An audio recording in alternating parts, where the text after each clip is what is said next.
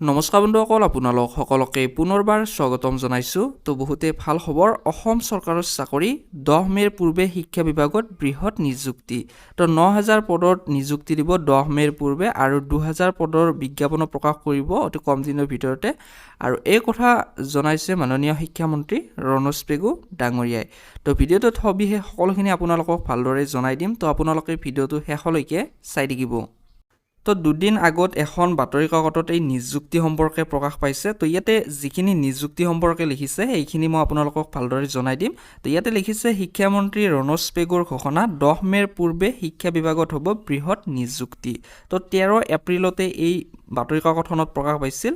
তো লিখিছে শিক্ষা বিভাগৰ খালী পদসমূহ পৰ্যায়ক্ৰমে পূৰণ কৰিব চৰকাৰে। 10 মেৰ পূৰ্বে শিক্ষা বিভাগত হ'ব বৃহৎ সংখ্যক পদত নিযুক্তি। আজি এই কথা ঘোষণা কৰিছে শিক্ষামন্ত্ৰী ৰণোজ পেগুৱে। উল্লেখযোগ্য যে প্ৰাথমিক বিদ্যালয়তে শিক্ষা বিভাগে 9000 শিক্ষক নিযুক্তি দিব। শিক্ষক বাছনি প্ৰক্ৰিয়াও চলি আছে। প্ৰাথমিক শিক্ষা বিভাগৰ সূত্ৰৰ পৰা জানিব পৰা মতে নতুনকৈ 2000 শিক্ষক নিযুক্তিৰ বাবে বিভাগে বিজ্ঞাপন প্ৰকাশ কৰিব। ইয়াৰে সৰহসংখ্যকে হিন্দী শিক্ষক হ'ব বুলি জানিব পৰা গৈছে।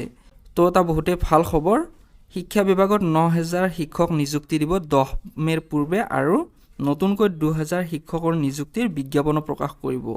তো এইখিনি আছিল ভিডিঅ'টো আপোনালোকক দিবৰ বাবে। তো আজিলৈ ইমানে, ধন্যবাদ।